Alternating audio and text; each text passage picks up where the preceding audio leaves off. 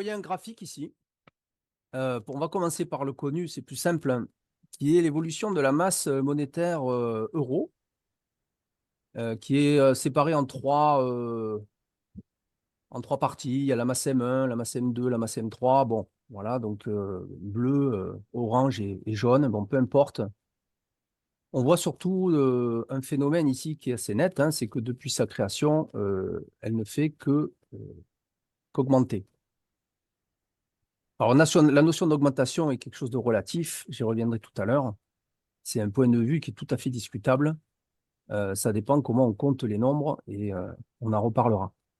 Alors, ce qui est intéressant à noter dans cette monnaie, outre le fait que sa quantité augmente, c'est ce qui est caché, c'est ce qui n'est pas vu ici, c'est que cette monnaie, elle vient à l'existence selon un processus particulier. En l'occurrence, ce processus, c'est le crédit bancaire.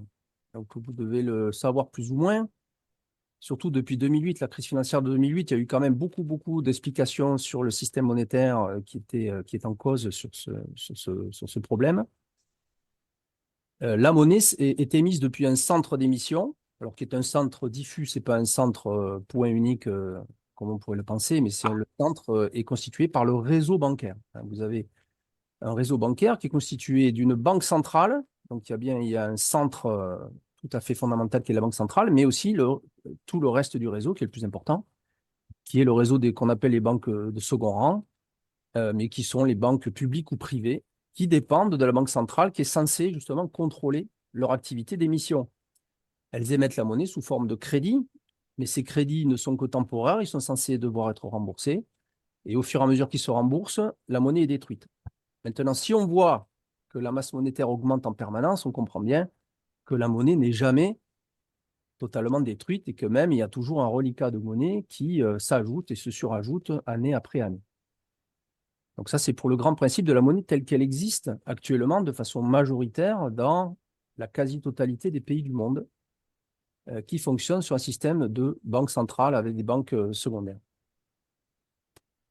Alors on pourrait se demander, et c'est une des questions principales que je me suis posée quand même, c'est qu'étant donné cette augmentation, qui n'est pas récente, hein, qui date depuis le début des émissions monétaires, hein, ce n'est pas nouveau que la quantité de monnaie circulante a tendance à augmenter en permanence. La question, c'est qui profite de cette augmentation? Parce que si on ne précise pas qui sont les bénéficiaires en premier lieu de cette augmentation, on n'a pas dit grand-chose. On a parlé d'un phénomène général observable, mais on n'a pas parlé de sa densité de répartition. On n'a pas parlé de comment cette augmentation se réalise. Est-ce qu'il y a une certaine partie de la population qui en profite plus qu'une autre? Est-ce que c'est équitablement réparti? Et ça, on peut le noter avec une simple constatation que j'ai assez vite mise au point aussi dans la théorie relative à la monnaie pour vérifier. C'est de voir comment augmentent les minima sociaux, et en particulier en France où on a toutes les informations. Là, vous voyez un deuxième écran. Alors moi, je ne le vois pas en retour, donc j'espère que vous le voyez. Analyse relativiste, il y a marqué du RSA. Donc, revenu solidarité active. Alors, si on compte en euros, on le voit tout en haut, ben, ça augmente. 398 euros au départ et on est à 545 à la fin.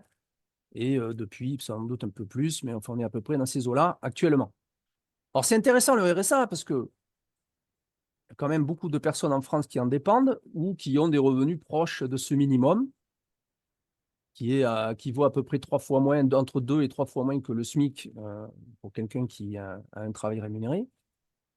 Mais donc, il constitue vraiment un minimum social qu'a priori tout le monde a, parce que soit on n'a pas de travail rémunéré et on obtient ce RSA, soit on l'a. Donc, dans les deux cas, on a le travail rémunéré qui paye plus. Donc, dans les deux cas, on a toujours plus que ce minimum, théoriquement. Après, il y a des gens qui ne réclament pas ce minimum, peu importe. Donc, ça augmente en euros, très bien. Mais étant donné que la masse monétaire totale d'euros augmente, ce qui est intéressant, c'est que cette augmentation en euros correspond à l'augmentation de la masse monétaire. Eh bien, si on regarde le RSA en relatif à la masse monétaire, on voit que non. Cette augmentation en euros du RSA est bien moins rapide que l'augmentation de la masse monétaire. On le voit dans le graphique du bas. Jusqu'aux années 2010, là, vous avez une pente descendante relativement d'ailleurs rectiligne. D'ailleurs, c'est assez frappant. C'est-à-dire quand on a un esprit un peu scientifique, quand on voit une droite comme ça, on se demande dans quelle mesure c'est contrôlé, parce que ça ne paraît pas très naturel et soumis à des fluctuations de marché. Ça paraît de quelque chose de relativement contrôlé. Donc, en tout cas, il y a eu une baisse et on est tombé en dessous des 10%. Alors, c'est quoi le 10% qui est marqué là? C'est la masse monétaire moyenne existante en euros, la masse monétaire moyenne par citoyen de la zone euro ou par habitant de la zone euro, ça dépend comment on compte. Oui, pardon, juste une petite question. Donc en abscisse, la première date, c'est quoi? On commence quelle année là? Là, on est en 2000 à peu près, au début de l'euro. 2000. D'accord, début de l'euro. Ah, d'accord. Voilà, on est en 2000 jusqu'aux années récentes, hein. Donc, voilà, jusqu'à aujourd'hui. Alors, le 10%, c'est intéressant de noter, c'est cette barre rouge que j'ai mise, je ne l'ai pas mis par hasard, hein, on va revoir ce chiffre un peu plus tard. C'est donc 10% de la masse monétaire moyenne par citoyen. Qu'est-ce que j'appelle la masse monétaire moyenne par citoyen? Vous avez une masse monétaire euro globale qui vaut à peu près 15 000 milliards d'euros et 300 millions d'habitants en zone euro. Ben, c'est facile, hein, on fait la division et on obtient qu'il y a en euros en circulation environ 50 000 euros par habitant de tout âge, hein, je comprends tout le monde, là, les bébés, les adolescents, les grands, les retraités, il y a tout le monde. Donc 300 millions d'habitants. Voilà, il y a à peu près 50 000 euros en circulation par habitant, hein. Donc ça veut dire que chaque habitant peut regarder son compte en banque. S'il a 50 000, il est à la moyenne. S'il est au-dessus, il a plus. Et s'il est en dessous, il a moins. Donc, le RSA vaut. Alors, le 10%, c'est annuellement, hein, c'est le RSA annuel.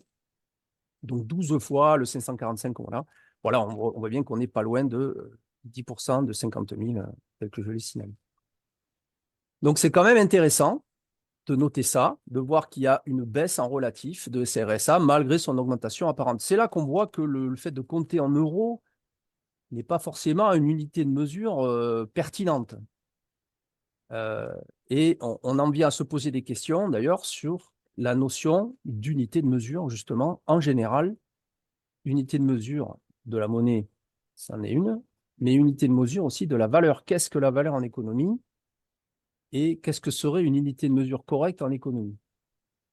Alors, ce qu'on peut noter en termes de zone euro et des zones monétaires en général, c'est que la monnaie, justement, joue le rôle, bien sûr, d'intermédiaire généralisé des échanges. C'est l'outil le plus utilisé pour faire les échanges. Ce n'est pas le seul, hein, bien sûr. Il reste des parts de troc qui se font de manière assez régulière sur tout un tas de sujets. On peut échanger des actions contre d'autres actions. On peut vendre ces actions contre des obligations. On peut faire tout un tas d'échanges qui ne passent pas forcément par euh, un échange monétaire intermédiaire. Mais la très grande partie quand même de nos échanges se fait en monnaie, ce qui lui confère justement un rôle d'unité de mesure facile, parce que tout le monde l'utilise. Donc la monnaie est la valeur économique parmi toutes qui nous sert à un moment donné, dans un lieu et dans le temps, d'unité de mesure. Cette unité de mesure n'a pas toujours été la même. On sait que dans l'histoire, bien sûr, il y a eu des changements de référents pour faire monnaie. Il y a eu les métaux, l'or, l'argent, mais il y a eu aussi le bétail, il y a eu les coquillages. Enfin, tout est possible. Et la valeur économique qui se trouve utilisée le plus largement à un moment donné et à un certain endroit prend naturellement la position de monnaie en tant que finalement unité de mesure au sens large, si on se réfère à la définition scientifique de la chose. Donc on peut se poser la question de manière maintenant plus fondamentale, qu'est-ce que serait finalement, au-delà de ce qui existe aujourd'hui, qu'est-ce qui serait une bonne unité de mesure de la valeur en économie qui pourrait donc servir à la fois d'intermédiaire généralisé, mais pas forcément universel, mais généralisé des échanges, mais surtout aussi d'estimation et de mesure des valeurs économiques. Et c'est là qu'on va arriver aux points les plus intéressants. On va sortir donc de ce schéma-là pour arriver dans un autre schéma. Et pour ça, je vous ai préparé un petit truc sympa à l'écran. Voilà, vous devez voir ici un petit film. Et je Ouais. le fais avancer un peu.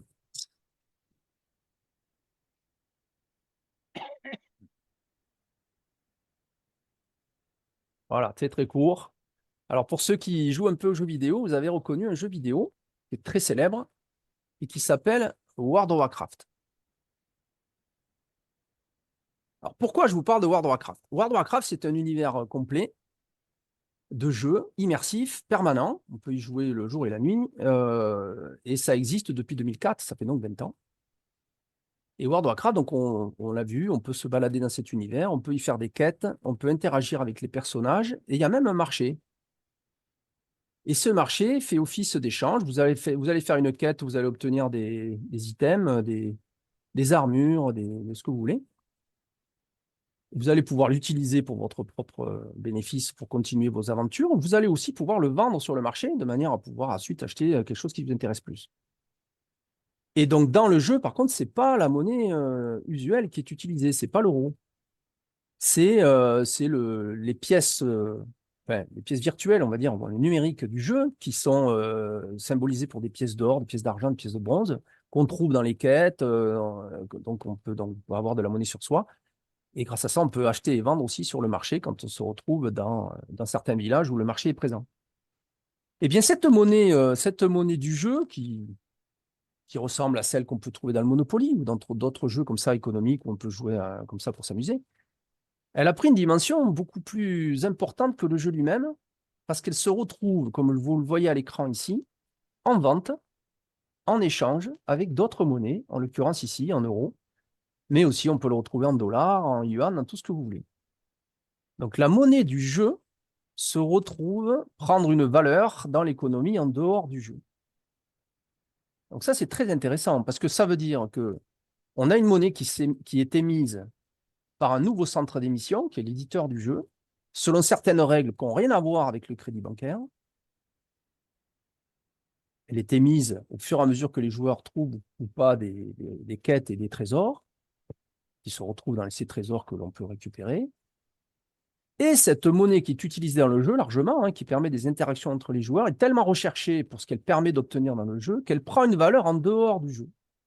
Et vous avez des sites internet qui se sont créés, des activités, des entreprises dont le but, ce n'est pas du tout de jouer au jeu World of Warcraft, mais de faire du trading, de faire de l'achat et vente de cette monnaie dans d'autres monnaies, des monnaies cette fois qui sont extérieures au jeu. Donc c'est très intéressant parce que ça démontre par l'exemple et par l'expérience, là c'est irréfutable, parce que l'expérience est devant vous, vous ne pouvez pas la nier, ou alors il faut vraiment être dans le déni. Vous êtes dans le fait accompli que la monnaie n'est pas forcément celle qui est utilisée. Elle peut être émise par quelqu'un d'autre et d'une façon tout à fait différente et obtenir une valeur telle que je peux même utiliser cette monnaie via des échanges ensuite dans d'autres monnaies pour faire tout et n'importe quoi comme achat, non seulement dans le jeu si je veux, mais aussi en dehors du jeu. Et je peux très bien imaginer des gens qui jouent à ce jeu et qui deviennent millionnaires et sont capables de s'acheter des biens ou des services de manière conséquents en dehors du jeu grâce à cette monnaie. Donc c'est intéressant de voir et de constater ce phénomène qui existe depuis 20 ans dans maintenant à peu près tous les jeux. Ça, c'est un des jeux les plus réussis de ce point de vue-là et qui a d'ailleurs échappé à ses créateurs. Au début, ils ont essayé de lutter contre ce phénomène et puis finalement, ils s'en sont accommodés. Notamment, ils ont un avantage indéniable qu'ils ont peut-être, alors je ne suis pas rentré après dans le détail, je ne suis pas dans le sein des saints au niveau de l'organisation, mais ils ont pu s'accommoder de ce phénomène, sachant qu'ils sont en mesure à tout moment d'émettre autant de monnaie qu'ils le veulent. Donc, ils peuvent très bien récupérer de la monnaie extérieure au jeu, des euros, des dollars, etc., en émettant eux-mêmes de la monnaie du jeu de manière totalement libre et impossible à vérifier. C'est-à-dire que voilà, ils sont dans un total pouvoir vis-à-vis de cette monnaie, pouvoir qui se rapproche quand même beaucoup de celui du système bancaire qu'on utilise tous les jours, même si ce système bancaire est un peu plus visible et contrôlé, et que donc pouvoir faire un peu ce qu'on veut, c'est plus difficile, mais on voit bien que cette masse monétaire augmente, que ce soit dans World of Warcraft ou à l'extérieur de World of Warcraft. Les monnaies ont tendance à être émises et augmentées, et on ne le voit pas forcément au bénéfice de tous. Maintenant, on peut approcher ce qui m'intéresse au plus haut point maintenant, c'est-à-dire la théorie relative de la monnaie. Une fois qu'on a fait ce constat, on peut prendre un peu de recul et essayer de penser la monnaie de manière plus profonde et plus générale. Si on réfléchit à l'histoire et aux différents pays, on va penser en termes de temps et d'espace. Ici, j'ai fait un graphique avec ce que j'ai appelé un flux humain entre 1938 et 2054. Voilà, si vous voyez les dates, hein, c'est les dates. Et on voit bien sûr que les êtres humains, ben, ils ne sont pas éternels, ils vivent à peu près, ben, on va dire 80 ans dans nos zones, en moyenne, bien sûr, c'est une moyenne, certains plus, certains moins. Et ça nous donne quand même un cycle, une fréquence de renouvellement des générations, des êtres humains. Et on voit aussi que les valeurs économiques changent. Ça, c'est pas très dur à constater non plus. On voit bien que les valeurs économiques qui étaient existantes et échangées en 1938 n'ont pas forcément beaucoup de liens avec celles qui sont existantes et échangées dans nos années 2024. Et on peut imaginer qu'en 2054, ça sera encore très différent. Donc tout change ici en termes de temps et d'espace, ici, à la fois les êtres humains qui se renouvellent tous les 80 ans, les valeurs économiques qui se renouvellent aussi. Et si on va d'un pays à un autre, on a ces facteurs qui vont évoluer aussi. Donc on obtient ici une vue assez générale de ce qui peut être les acteurs de l'économie, les êtres humains, et les valeurs qu'ils échangent dans l'économie, qui nous pousse vers un principe qui est assez généralisé en science et assez développé, qui s'appelle le principe de relativité. Alors, ce principe de relativité, c'est un principe de symétrie. Alors ici, il va être généralisé à l'économie. Alors, il ne va pas être pris dans le même sens que dans d'autres domaines. À chaque fois, il prend un sens un peu différent. Mais qu'est-ce que le principe de relativité? Pour faire simple en physique, voilà, quand vous voyez un objet se déplacer, il ne se déplace pas de manière absolue. Il se déplace par rapport à un observateur. Ainsi, si vous êtes dans un train et que vous bougez, vous voyez un autre train qui apparemment bouge vers vous, sauf que depuis le quai, c'est vous qui bougez et l'autre train que vous voyez bouger qui est au repos. Voilà, donc on a une notion ici de selon là où on se trouve sur le quai ou dans un train qui bouge, on a une notion des vitesses perçues qui n'est pas du tout la même, et il n'y a pas moyen physiquement de privilégier un référentiel plutôt que l'autre. Dès lors, quand on a eu compris ce principe, c'est Galilée hein, qui l'a exprimé le premier, quand on a compris ce principe, on est obligé d'accepter le fait que les lois physiques ne doivent pas s'exprimer du point de vue d'un référentiel privilégié.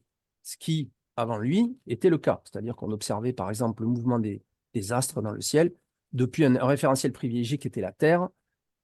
Et après, petit à petit, on s'est séparé de ce référentiel privilégié. On a ensuite choisi le Soleil. Et puis, si on arrive jusqu'à Einstein, on a même balayé tout ça pour arriver à des principes de relativité encore plus fins. Donc, il n'y a pas de référentiel absolu. S'il n'y a pas de référentiel absolu, on va l'appliquer pour les valeurs économiques sur le fait qu'il n'y a pas d'être humain privilégié pour estimer ce qui est valeur ou pas. Si on arrive au point de vue qu'il n'y a pas d'être humain pour ce qui est de privilégier ce qui est valeur ou pas, il faut considérer que tous les systèmes centralisés d'émission de monnaie sont des systèmes biaisés, et je dirais pré-relativistes. Il y a une poignée d'êtres humains, plus ou moins grosse, peu importe, qui va décider pour les autres de ce qu'on va développer ou pas comme valeur économique. Et ça brise le principe de symétrie, ça brise le principe de relativité. Et c'est d'autant plus impliquant dans l'économie qu'ils ont le pouvoir, le levier de décider qui va bénéficier de la nouvelle monnaie quand elle est émise. Et ça sera bien sûr choisi en fonction de l'estimation de ce qui est fait, de ce qu'il faut développer ou pas comme valeur économique. Et ça peut se faire au détriment de développements qui seraient tout aussi pertinents, voire beaucoup plus pertinents, entre les mains d'êtres humains qui, eux, sont mieux placés pour estimer ce qui est valeur économique pour eux, ou même qui sont mieux placés pour estimer ce qui serait valeur économique bénéfique pour tous, pourquoi pas aussi. Ça se fait au détriment de ces autres êtres humains qui n'ont pas le levier de la création monétaire. Donc dès lors, le principe de relativité réfute tous les systèmes centralisés d'émission de monnaie, que ce soit celui qu'on a vu à Banque Centrale en premier, ou que ce soit celui du jeu World of Warcraft qui est émis par l'éditeur du jeu. Donc si on a compris ça et qu'on a compris que les êtres humains non plus, ils ne sont pas éternels, donc ils changent au fur et à mesure du temps, et qu'on veut qu'aucun d'eux ne soit privilégié dans la création monétaire, on va réfléchir à une création d'une valeur économique nouvelle qui pourra faire office de candidat monétaire et qui a les bonnes propriétés relativistes, c'est-à-dire de symétrie d'émission vis-à-vis de tous les êtres humains présents, passés et futurs. Ça implique de réfléchir à cette symétrie ce que fait la théorie relative de la monnaie. Alors, je vais passer voilà, au schéma suivant, et qui nous implique à écrire deux équations relativement simples, même si elles peuvent vous paraître compliquées à l'écran, mais elles sont assez simples. Il ne faut pas qu'il y ait d'acteurs privilégiés à un moment T, c'est-à-dire dans l'espace, dx, c'est la variable d'espace. Il ne faut pas qu'il y ait d'acteurs privilégiés dans la création monétaire. Il ne faut pas qu'il y ait un être humain qui puisse créer plus de monnaie qu'un autre à un instant T. Et il ne faut pas non plus que les générations soient privilégiées les unes par rapport aux autres dans la création monétaire. Donc, il ne faut pas qu'il y ait une génération d'êtres humains qui crée plus de monnaie qu'une autre. Ces deux équations aboutissent à ce que la monnaie doit être prémise selon ce que j'ai appelé un dividende universel, qui est plutôt une création monétaire universelle, on pourrait dire, hein, c'est un peu plus précis, et qui est simplement une proportion de la masse monétaire moyenne, la masse monétaire divisée par le nombre d'êtres humains à l'instant T. Qu'est-ce que ça signifie si on revient à la masse monétaire euro qui est là? Eh bien, on arrivera à la conclusion que selon la masse monétaire disponible, on obtiendrait pour chaque être humain de la zone euro l'équivalent de un peu plus qu'un RSA actuel, c'est-à-dire à peu près 600 ou 700 euros par mois, si vous voulez, ou 5 à 6 000 euros par an, pour tous les habitants de la zone euro, et qu'il n'y aurait pas d'autre création monétaire que celle-ci si on voulait privilégier la symétrie entre les êtres humains présents et futurs. Alors, qu'est-ce que ça donne si on fait après un peu de prospective sur le principe que pourrait posséder cette monnaie? On observe comme conséquence de cette émission monétaire que les comptes des êtres humains donc, qui partageraient cette monnaie auraient une certaine moyenne ici qui est représentée par les lignes jaunes, et puis il y a des gens qui seraient en dessous de la moyenne parce qu'ils ont dépensé de la monnaie, des gens qui sont au-dessus de la moyenne parce qu'ils en ont plus. Eh bien, s'ils ne font rien de leur monnaie, petit à petit au cours du temps, alors ça prend des années, hein, tout ça, hein, on a un trait ici pointillé qui vaut 40 ans, hein, 40 c'est des années, mais petit à petit, les comptes ont tendance à converger vers la moyenne, et donc les comptes des êtres humains vivants, hein, je parle des êtres humains vivants, quelqu'un qui ne serait plus là ne créerait plus de monnaie, donc sa courbe descendrait vers le bas, mais les comptes auraient tendance à légèrement converger vers la moyenne, donc ceux qui ont plus de monnaie seraient un peu incités quand même à l'utiliser avant que ça converge vers la moyenne, et ceux qui en ont un peu moins peuvent bénéficier de la création monétaire pour se rapprocher un petit peu de la moyenne. Voilà ce que ça donnerait en termes de convergence des comptes. Alors, on peut voir ça aussi sous d'autres aspects, que je vais vous montrer, qui est un terme très intéressant, qui est, j'ai créé des modules d'approfondissement de ce système monétaire que j'ai appelé module Galilée, Violon-Bresson, Leibniz, Einstein, Gödel. Alors, le premier, c'est le module Galilée, qui est relativement simple et qui fait comprendre les principes de relativité, mais qui comporte dans son descriptif quelque chose d'intéressant, qui est, voilà, que si j'ai fait un exercice qui est, alors aussi que je le retrouve ici, je crois, voilà. Bon, si on, attendez, j'essaie de retrouver, bon, je ne retrouve pas forcément, mais si on considère cette monnaie voilà, qui converge ici vers la moyenne, comme je l'ai dit, avec ses dividendes, on démontre assez facilement dans ce module que si on prend une monnaie telle que la zone euro et qu'on taxe chacun des comptes d'une certaine quantité et qu'on redistribue ensuite cette taxe sur tous les comptes, on obtient exactement le même graphique de convergence des comptes et la même monnaie visuellement. Donc ça veut dire qu'en utilisant une monnaie symétrique, on a l'équivalence d'une taxe redistribuée pour tous, ou ce qu'on peut appeler un revenu de base ou revenu universel dans certains cas. Je l'appelle plutôt revenu de base parce que c'est plutôt une base, il n'y a pas de différence de création monétaire entre les uns et les autres. Mais on a une redistribution qui est exacte entre les deux systèmes. Dans un cas, on crée la monnaie distribuée pour tous. Dans le deuxième, on taxe les uns pour ensuite redistribuer aux autres. Et la question qui se pose à ce moment-là, devant un principe de parcimonie, un principe, vous savez, le principe qui est qu'entre deux théories, on choisit la plus simple, c'est de savoir qu'est-ce qui est le plus simple à réaliser. Aller taxer tout le monde avec des évasions fiscales dans tous les pays du monde qu'on peut imaginer, pour ensuite le redistribuer, ou bien de dire, ben non, on se moque de savoir où sont les comptes, s'ils sont au Baléares ou je ne sais où. Le simple fait de créer un peu de monnaie pour tous a tendance à rééquilibrer les choses de manière douce et tranquille dans le temps. Voilà, on a deux systèmes ici de gestion de la monnaie, dont l'un établit une symétrie dans les êtres humains et procède d'un minimum de redistribution avec le minimum d'efforts, puisqu'on n'a même pas besoin d'aller taxer pour que ça redistribue.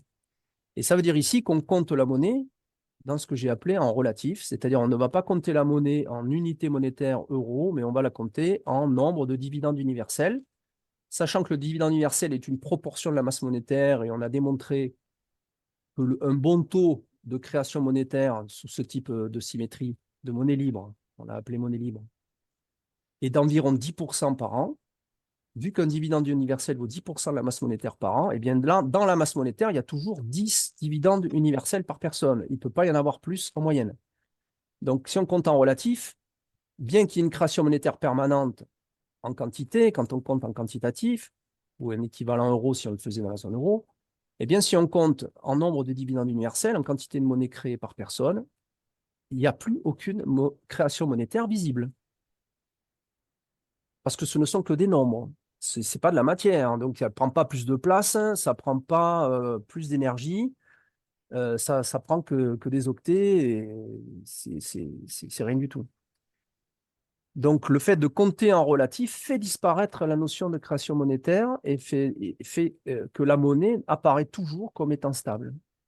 Donc, qu'est-ce qui se passe dans la zone euro pour qu'on voit apparaître quelque chose qui monte? Parce qu'on le compte en quantitatif. Si on le comptait en relatif, on ne verrait pas apparaître de création monétaire, mais ce qu'on verrait apparaître, c'est l'équivalent de taxer tous les petits revenus, la majorité des gens qu'on peut, ceux qui ont le RSA, on le voit, puisque ce RSA baisse en quantité relative, c'est comme si on les avait taxés pour redistribuer à certaines personnes qui reçoivent cette taxe. Voilà comment fonctionne le système monétaire dans lequel on vit, en équivalence, strictement en changeant de référentiel. C'est ce qui apparaît devant nos yeux, ébahis ou lucides, selon le point de vue. Voilà, donc c'est ici voilà, le graphique que je voulais vous montrer. Enfin, bon, on voit la même chose ici en termes de graphique, la convergence. Et puis là, c'est un tableau, je ne sais pas si vous voyez bien, mais il y a bien marqué des taxes ici, entre les différents comptes qui sont redistribués. Ce module Galilée a été réalisé par tout un tas de personnes. On peut le voir ici, il y a une galerie des As. Voilà, le dernier qui a été vérifié était en 2020.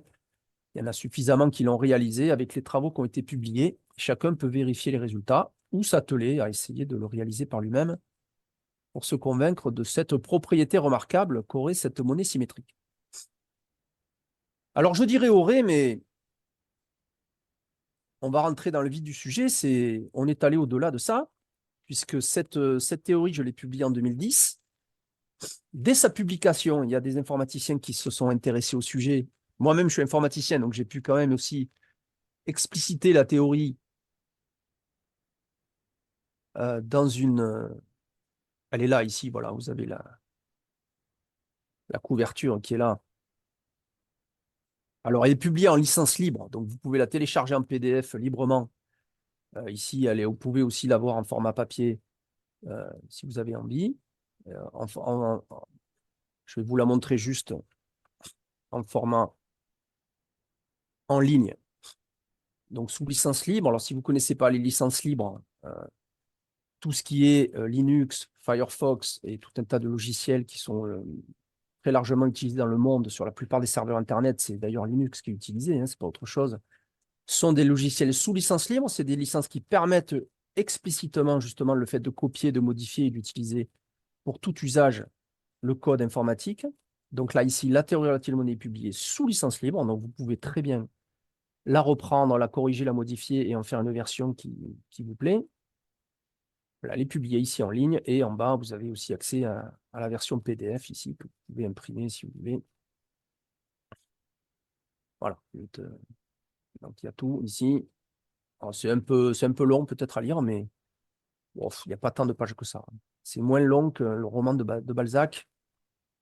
Et il n'y a pas tant de mathématiques que ça, honnêtement. C'est pas très, très compliqué, mathématiquement parlant. Je dirais que c'est d'un niveau bac scientifique, pas forcément plus.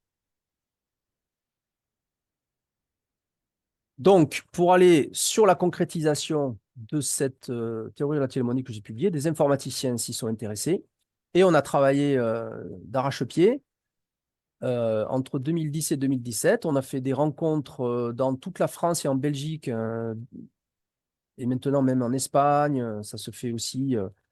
Il y en a maintenant en Amérique du Sud. Et on a débouché sur la création d'une première monnaie libre qui s'appelle maintenant la June, qui existe depuis 2017. Ça fait donc 7 ans. Qu'on peut ici utiliser avec une application qui joue le rôle, si vous voulez, de portefeuille, d'accès à votre compte bancaire, hein, tout simplement. C'est une application qui, ici, Cesium, tourne dans un navigateur, tout simplement. Donc, c'est une application. Il n'y a pas forcément beaucoup de choses à installer. C'est intégré dans Firefox. Et vous pouvez voir dans cette monnaie, utiliser votre compte, bien sûr, faire des échanges avec toutes les personnes qui font partie de la June. Et vous pouvez avoir aussi des stats qui sont quand même assez intéressantes. Ici, on a une quantité de June par personne actuellement qui est de 10 000 euros, enfin, pardon, 10 984 Junes, non pas euros, ça s'appelle des Junes, avec un G brève ici, avec un 1. Une masse monétaire totale qui aujourd'hui vaut à peu près 92 millions de Junes. Un nombre total de membres qui est de 8 440 personnes. Alors, ces membres sont répartis pour la très grande majorité en France, avec maintenant une communauté espagnole qui est assez importante aussi, qui doit commencer à avoisiner je dirais les 20%, peut-être 25% de la population, et aussi une part maintenant qui se développe, outre d'autres pays européens comme la Belgique ou la Suisse. En Amérique du Sud aussi, il y a pas mal d'intérêt. Et j'ai déjà pu faire 2 conférences pour l'Amérique du Sud sur ce sujet. Et donc, ça les intéresse. C'était en Argentine et au Chili. Voilà, on a eu des contacts et où ça se développe. Voilà, donc on peut voir ici aussi des graphiques. Alors, on a l'évolution de la masse monétaire. Alors, elle varie, vous voyez, à la hausse, et puis des fois, il y a des baisses et ça repart. Pourquoi? Parce qu'elle est comptée, c'est la masse monétaire par membre. Donc, si le nombre de membres augmente, comme ici, ben voilà, la moyenne a tendance à baisser. Et ensuite, si le nombre de membres se stabilise un peu, la croissance de la masse monétaire réapparaît ici en quantité de June par personne. Et ici, c'est l'évolution du nombre de membres. Voilà. Donc, on voit comment ça. Il y a des périodes où ça monte et des périodes où ça se stabilise en fonction des périodes. C'est encore très récent, puisque bien sûr, elle n'existe que depuis 2017. Donc, grande différence entre 2 systèmes. Ici, un système représenté par un serveur et des ordinateurs, un système centralisé où les terminaux ici communiquent directement, uniquement avec le serveur. Donc, si un terminal veut communiquer avec un autre terminal, il doit passer par le serveur. Ça, c'est l'équivalent en termes monétaires d'avoir une banque centrale ou un réseau bancaire qui est toujours et doit être utilisé comme intermédiaire entre les différents utilisateurs. Et donc, il y a un moyen de contrôle, mais aussi un moyen d'émission monétaire, de surplus monétaire qui n'est pas, sur lequel on ne peut rien faire et sur lequel on n'a pas la main. Et puis, un autre système qui est ici un système distribué. Alors, le système distribué, c'est exactement ce que l'on connaît avec Internet, justement. Grâce à Internet, on peut faire cette conférence aujourd'hui. Ici, si on avait encore un système de type Minitel à l'époque de France Télécom, pour faire cette conférence qu'on fait aujourd'hui, au lieu d'être communiqués en direct les uns ici avec les autres, on aurait dû développer un serveur avec l'autorisation de France Télécom, sans doute le paiement d'une redevance spéciale, et puis essayer de communiquer. Et nos communications passeraient forcément par des serveurs contrôlés par France Télécom. Alors qu'avec Internet, on peut communiquer directement. D'ailleurs, on peut même aussi communiquer avec le protocole symétrique, hein, qui est TCP/IP. On peut communiquer de personne à personne sans même être connecté à Internet. Après, il suffit qu'un PC, un seul, soit connecté à Internet pour que tous les autres le soient. Donc, c'est un réseau de réseaux dans lequel il n'y a pas de centre. Ça, c'est très important. Ce système distribué commence à apparaître avec les monnaies. Donc, comme on l'a vu avec World of Warcraft tout à l'heure, il y a eu une sorte ici déjà de compréhension avec le système World of Warcraft d'une monnaie de jeu qui devient de fait une monnaie utilisable à l'extérieur du jeu, mais c'est un système qui reste centralisé. Hein. Donc, c'est juste une autre monnaie centrale concurrente, bon, à petite échelle, hein, de la monnaie générale. Mais on a eu depuis 2008, 10, 9 même exactement. J'étais un des premiers en France à le citer. Vous pourrez voir l'article de lancement sur mon site créationmonétaire.info. Je crois que c'est dès 2009. J'ai fait le premier article qui parlait du sujet, qui était l'apparition du Bitcoin. Alors, le Bitcoin est une invention géniale en termes de distribution, puisque le Bitcoin permet de générer, par exemple, une monnaie, mais on peut générer tout ce qu'on veut sur ce réseau. C'est une base de données, si vous voulez, mais qui est décentralisée. Donc, cette base de données peut contenir des comptes avec des bitcoins dessus, si vous voulez, mais peut aussi contenir des actes de propriété, des contrats, enfin, tout ce qu'on veut. L'intérêt, le grand intérêt, la révolution technologique qu'a apporté le Bitcoin, c'est pas le Bitcoin lui-même en tant que monnaie, c'est pas ça l'intéressant. Je vais expliquer pourquoi ça va pas. C'est par contre le système de gestion de la base de données qui est entièrement décentralisé. Il n'y a pas de centre, il n'y a pas une base de données centrale qui est modifiée. Donc, comment ça marche? Ça marche avec un système qu'on appelle le blockchain. Alors, mais qu'est-ce que c'est une blockchain? C'est pas très compliqué. C'est que chaque point du réseau est capable d'émettre une modification dans la base de données. Cette modification qui est proposée, c'est un bloc. Voilà. Et la série des modifications, ben, ça fait une blockchain, une chaîne de blocs. Donc, c'est une série de modifications discrètes, si vous voulez, qui font une très longue chaîne et qui, à la fin, à partir du premier bloc jusqu'au dernier, permet de reconstituer intégralement la base de données à l'instant T. Voilà, il faut la chaîne de blocs complète pour pouvoir reconstituer la base de données. Et l'intérêt, c'est que chaque point du réseau est éligible autant que les autres pour faire une modification. Mais par contre, il va falloir établir une priorité pour que, évidemment, on ne peut pas tous écrire en même temps. Donc, c'est là qu'est la géniale invention. Il y a un système de choix, si vous voulez, de qui va écrire, qui va pouvoir écrire dans la chaîne, qui se fait par le calcul. Et celui qui a la plus forte chance de calcul va pouvoir trouver la résolution d'un problème. La résolution de ce problème trouvé en premier vous donne la priorité sur tous les autres pour pouvoir écrire dans la chaîne. Et ce protocole est partagé par tous les acteurs du réseau, tous les ordinateurs qui participent du réseau. Par contre, c'est là qu'il faut faire la différence entre donc, la structure de la base de données qui est décentralisée à base de blockchain et le Bitcoin lui-même, la monnaie. Le Bitcoin lui-même qui est stocké dans la base de données n'est pas créé de cette façon-là. Il n'est pas créé par chacun des membres de manière, je dirais, distribuée. La base de données est distribuée partout, mais pas le Bitcoin. Le Bitcoin, le premier qui écrit dans la base, à chaque fois, crée des Bitcoins. Ce qui donne la création du Bitcoin un axe de privilège qui est la machine ayant la plus grosse capacité de calcul. D'où la lutte pour avoir des grosses capacités de calcul, afin à la fois d'être celui qui écrit dans la chaîne, mais aussi, surtout, celui qui va créer des bitcoins. Le bitcoin ayant pris de la valeur, comme a pu prendre de la valeur la monnaie de World of Warcraft. Donc on le voit, tout outil numérique du monde qu'il utilisait peut prendre de la valeur et peut servir de monnaie d'échange. Ce bitcoin, il est de plus limité à 21 millions. On est déjà en fin de vie du bitcoin parce qu'on est déjà à près de plus de 20 millions de bitcoins. Je n'ai pas le chiffre exact en tête, mais il y a déjà 2 ans, on était déjà au-delà de 19 millions. Donc, il faudrait, voilà, peu importe. Donc, la majorité des bitcoins a déjà été créée, ce qui fait que ce qui reste à créer reste une part négligeable. Donc, on peut dire que la création du bitcoin n'a pas ce que possède la monnaie libre, qui est la symétrie temporelle. Ce n'est pas symétrique entre les générations. La génération qui a pris en main le bitcoin depuis 2008 et jusqu'à aujourd'hui a créé, et ça sera vrai pour toute la suite des événements, 90% des bitcoins existants. Donc, c'est une création qui a bénéficié à une génération particulière d'utilisateurs. Alors, bien sûr, cette génération a intérêt à ce que les générations suivantes se l'approprient pour qu'il garde sa valeur d'échange et qu'il puisse l'utiliser.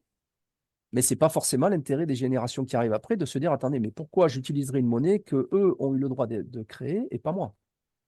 Donc, le fait qu'il n'y ait pas cette symétrie va lui conférer à terme, ce terme peut être long, hein, ça peut durer des dizaines d'années, voire plus, hein, mais va lui conférer à terme une propriété de rareté qui peut certes lui garder une certaine valeur d'échange, mais qui va le priver d'une généralisation, d'une universalité, qui va justement lui enlever cette capacité d'unité de mesure. Parce que pour qu'un objet, une référence puisse être une bonne unité de mesure, il faut qu'il y ait des caractéristiques d'universalité et de symétrie. Hein, prenons le mètre. La définition historique du mètre, qui est la 10 millionième partie du quart du méridien terrestre, elle est basée sur la Terre, et la Terre, elle appartient pas spécialement aux précédents, aux actuels et aux futurs. N'importe quelle génération va pouvoir retrouver le mètre avec cette définition et pouvoir s'établir son propre mètre pour faire ses propres mesures en refaisant l'expérience qui permet de mesurer le diamètre de la Terre, par exemple, l'expérience d'Ératosthène ou équivalent. Donc, cette définition du mètre possède une propriété de symétrie et d'universalité, du fait que l'objet de référence est universel déjà, c'est celui sur lequel on vit tous, mais qu'en plus, dans le temps, il n'y a pas de privilège quant à la récupération d'un mètre. Chacun peut refaire l'expérience pour le faire, même si on n'a pas accès à un mètre étalon. Alors que pour le Bitcoin, non, c'est faux. On pourra toujours avoir des zones où, étant privé de Bitcoin, elle restera privée de Bitcoin parce qu'il n'y a pas moyen d'en créer plus.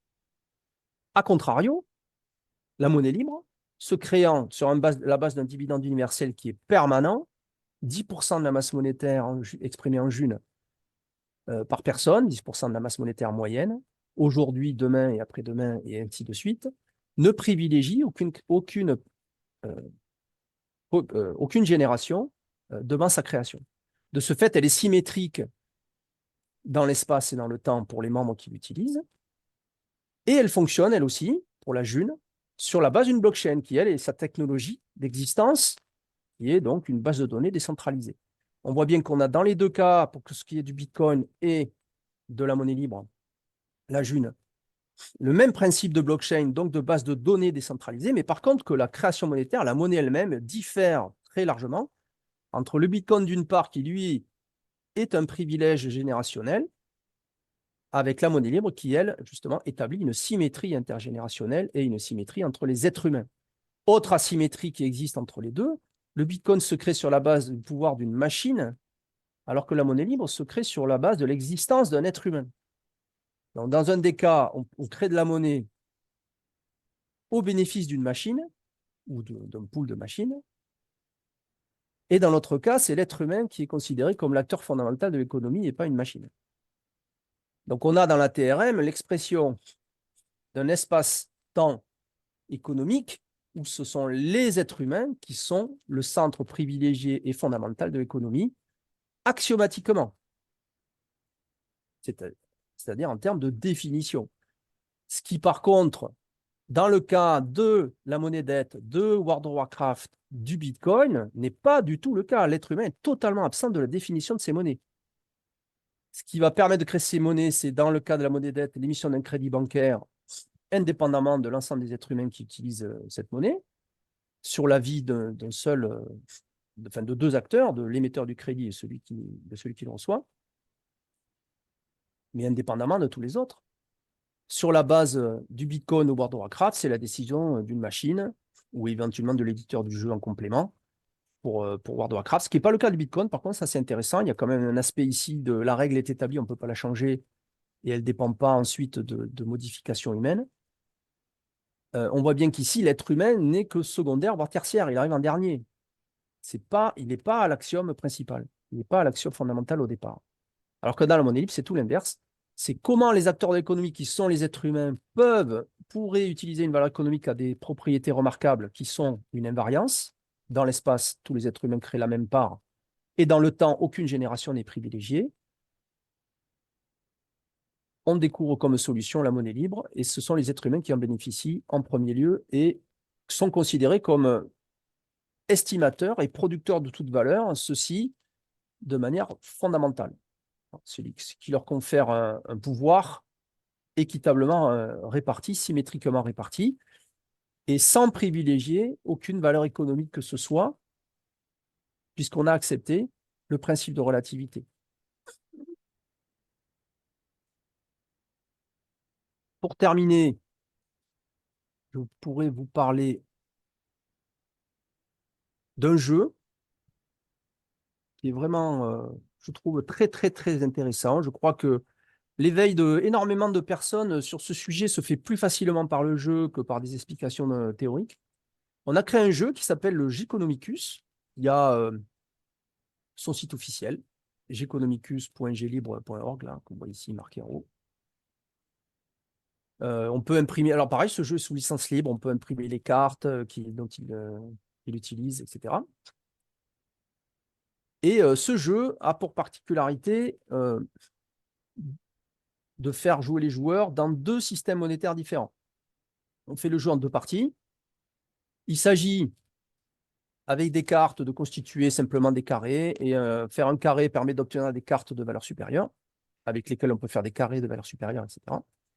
Donc ça symbolise, si vous voulez, l'équivalent d'une certaine croissance économique ou d'une modification économique, peu importe si c'est croissance ou pas.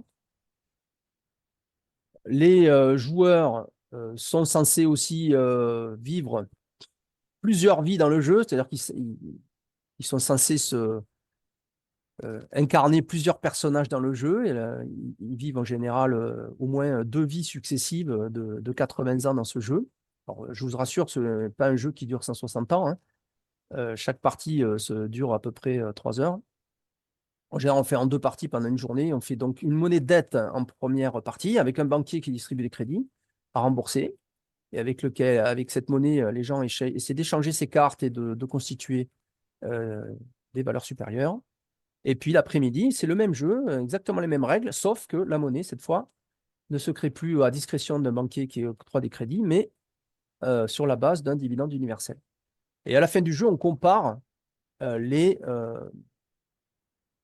créations monétaires, enfin les créations de valeur qui ont été effectuées, donc symboliques, hein, c'est vers symbolique à base de cartes, mais enfin, on va essayer de voir dans quelle mesure les carrés ont été mieux réussis avec la première monnaie ou avec la deuxième, et on peut observer que l'écart type est extrêmement élevé en monnaie dette, où on retrouve des gens très riches et des gens très pauvres, donc avec un très grand écart type, alors qu'en monnaie libre, on constate un écart type relativement faible et une création monétaire, une création de valeur beaucoup plus élevée. Et ça, on peut le constater simplement en jouant. Alors en général, on n'explique pas ça au début du jeu, hein. On fait jouer les jeux et on leur montre les résultats qu'à la fin.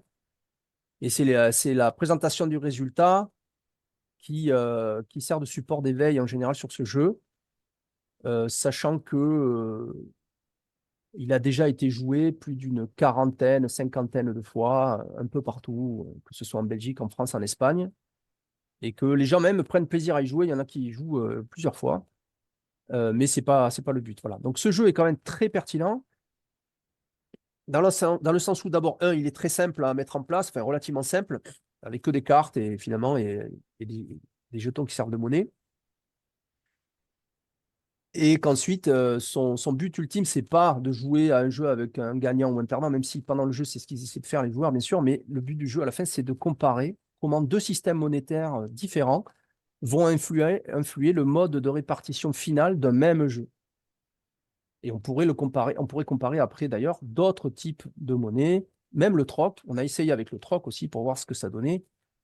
Et ça permet à chaque fois de vérifier que la monnaie libre a des caractéristiques que n'ont pas du tout les autres systèmes monétaires. Donc ça, c'est une mise en pratique vraiment très intéressante, c'est en général pour ceux qui vraiment découvrent. La mise en pratique après la plus générale, c'est bien sûr l'utilisation même de la monnaie libre. Savoir qu'elle existe depuis 7 ans. Il y a tout un tas d'objets qui s'échangent maintenant tous les jours avec cette monnaie.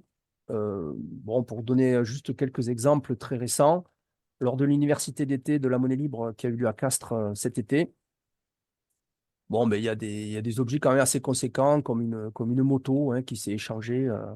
Je crois que la moto est partie pour 7000 junes. Voilà, donc il y a de tout et n'importe quoi qui s'échange. Il y avait de la farine bio aussi.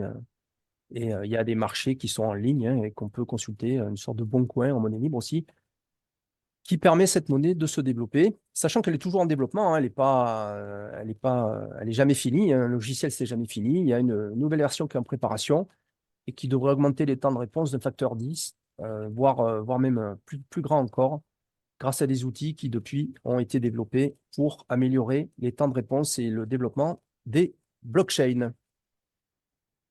Et voilà, je crois qu'on arrive à peu près à 1 heure et j'ai fini mon exposé. Merci Mais- de votre attention.